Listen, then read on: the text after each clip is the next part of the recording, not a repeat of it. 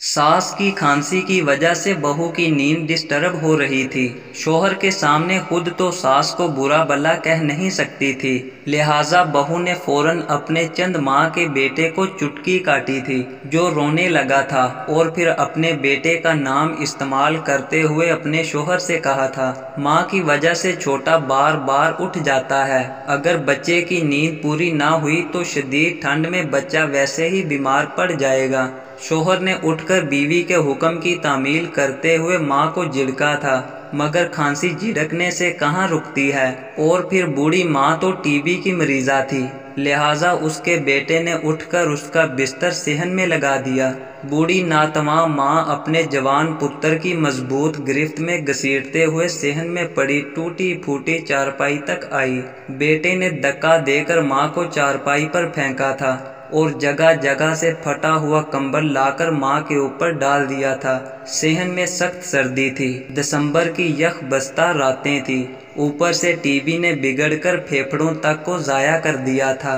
खांसी करते करते कई बार सांस रुक जाती थी और पता नहीं कितने कितने लम्हे रुकी रहती थी। कई बार तो पोटी तक निकल जाती थी। बहू पहले से भी ज्यादा परेशान थी, क्योंकि अब ठंड की वजह से खांसी में वक्फा भी नहीं हो रहा था, सवाए उन चंद लम्हों के कब बूढ़ी सास की सांसें भी थमी होती थी। लिहाजा बहू ने एक बार अपने बेटे को चुटकी काटी, जो रोने लगा। बेटे के रोने की आवाज़ सुनकर उसका शोहर भी जाग गया और बहू ने एक बार फिर अपने शोहर से सास की खांसी की शिकायत की।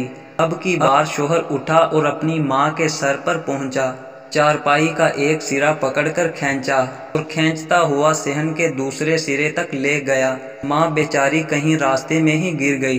वापसी पर मुंह अंधेरे जब अपनी चहेती बीवी के पास लौट रहा था तो उसका पाँव अपनी माँ से टकराया तो मुंह के बल गिरा और माँ के मुंह से बेख्तियार हस्बी अल्लाह के अल्फाज निकले और साथ ही मुंह से निकला, पुत तेनू सट ते नहीं लगी। बेटे ने कोई जवाब ना दिया, उठा और एक बार फिर अपनी माँ को घसीटने के अंदाज में उठाते हुए ले जाकर बिस्तर पर डाल दिया, जहाँ उसकी माँ सारी रात ठंड की वजह से खांसते खांसते सुबह तक मर गई और जिस्म ठंड की वजह से अकड़ गया। सुबह जब बहू ने नाश्ता कर लिया, अपने शोहर को भी करवा लिया, तो फिर इस नाहंजार को उसकी माँ की मौत की खबर सुनाई और शोहर अब की बार भी कोई पशेमान ना हुआ और माँ को उसका अपना खरीद कर रखा गया कफन पहनाकर कब्र में उतार दिया। वक्त गुजरता गया, इस बदबख्त का बेटा जवान हुआ। बीवी बेटे की चढ़ती जवानी में ही फौत हो गई, जबकि वो मकाफाते अमल से गुजरने के लिए जिंदा रहा।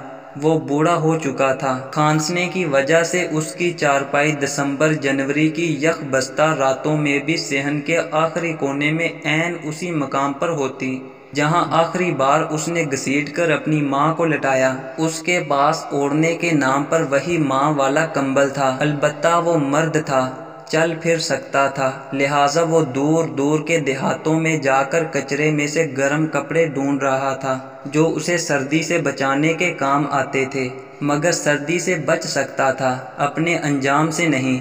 आज वो अपने नौमौलूद पोते को प्यार कर रहा था कि बहू ने देख लिया। शमाई किस्मत के उसका पोता रात को बीमार पड़ गया। उसकी बीवी ने अपने शोहर के सामने सारा इल्ज़ाम ससुर पर डालते हुए बताया कि ससुर ने इसे उठाकर बाहर ठंड में अपने पास रखा, मेरे मांगने पर मुझे गालियां देता रहा और कहता रहा कि तू बच्चों को बाप दादा के प्यार से महरूम कर रही है। साथ ही बीवी ने मगरमच्छ के आंसू बहाने शुरू कर दिए, यहाँ तक कि शोहर तैश में उठकर गया और बाप को सेहन के कोने में पड़ी चारपाई से उठाकर घर की दहलीज से बाहर फेंक दिया। जब अपने बेटे के हाथों जलीलो रसवा होकर बूढ़े को घर से बाहर फेंका गया तो उसे अपनी माँ की याद आई, जिसने आखिरी अल्फाज में बेटे की फिक्र करते हुए पूछा था, बेटा तुम्हें कहीं चोट तो नहीं लगी। साथ ही बूढ़ा शख्स अपने बेटे का अंजाम सोचने लगा और अंजाम सोचते सोचते सारी रात सर्दी में ठठर ठठर कर मर गया। कहानी से सबक मिलता है कि वालिदैन के साथ किया गया सलूक हमारे हाथों लिखी गई एक तहरीर है, जो हमारी औलाद हमें पढ़कर सुनाती है। वीडियो पसंद आए तो हमारे चैनल को ज़रूर सब्सक्राइब कीजिए। अल्लाह हाफिज़।